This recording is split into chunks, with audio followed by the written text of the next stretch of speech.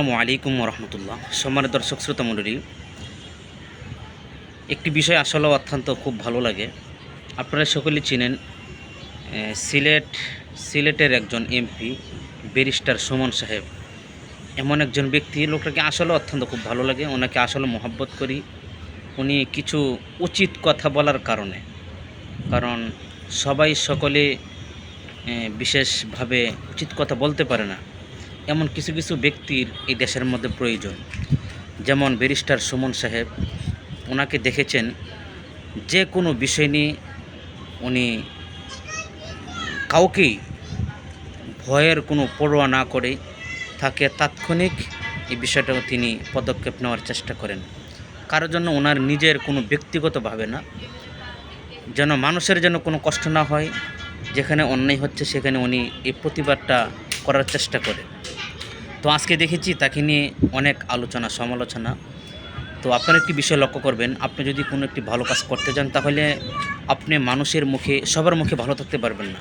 আপনি কিনে মানুষের সমালোচনা করবে, ভালো কথা বলবে, মন্দ কথা বলবে। তো আপনি যদি চিন্তা করেন, আমি আজকে একটি ভালো কাজ করতেছি, আমাকে মানুষ নিয়ে সমালোচনা করতেছে, আমি আজকে তোমাকে ক্ষান্ত হয়ে যাব, কিন্তু না, তাহলে আপনি হেরে গেলেন। আপনি হেরে গিয়েছেন, রাগ করেছেন মানে হেরে গিয়েছেন।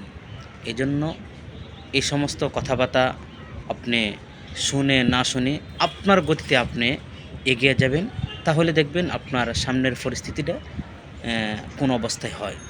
তো আমরা দেখেছি ব্যারিস্টার সুমন বাংলাদেশের প্রত্যেকটি অঞ্চলে, শুধু বাংলাদেশ নয়, বিভিন্ন জায়গায় বিভিন্ন অঞ্চলে ওনার অনেক ভূমিকা রয়েছে। গরিব অসহায় মানুষের পাশে, একজন বিপদগ্রস্ত মানুষের পাশে দেখেছি। তো ওনার জন্য আমরা দোয়া করি, আল্লাহ তাআলা ওনাকে যেন দীর্ঘ নেক হায়াত দান করেন। তো দেখেছি উনি জাতীয় সংসদ নির্বাচনও উনি গিয়েছেন, আলহামদুলিল্লাহ।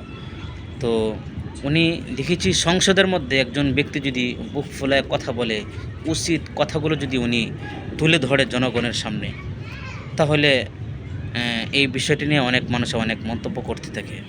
তার মধ্যে ব্যারিস্টার সুমন সাহেব এমনিতেও একজন উচিত কথা ব্যক্তিত্ব মানুষ। আবারও দেখা যাচ্ছে উনি সংসদে গিয়ে যে সমস্ত দুর্নীতিবাজ কিছু কিছু এমপি রয়েছে তাদেরকে ফানির সাথে যখন তছনছ করে ফেলে, তখনই দেখা যায় সংসদের অবস্থা কী পরিস্থিতি শুরু হয়। তো দেখেন, সংসদে একজন এমপির সাথে পুরাই তর্ক বিতর্ক চলছে।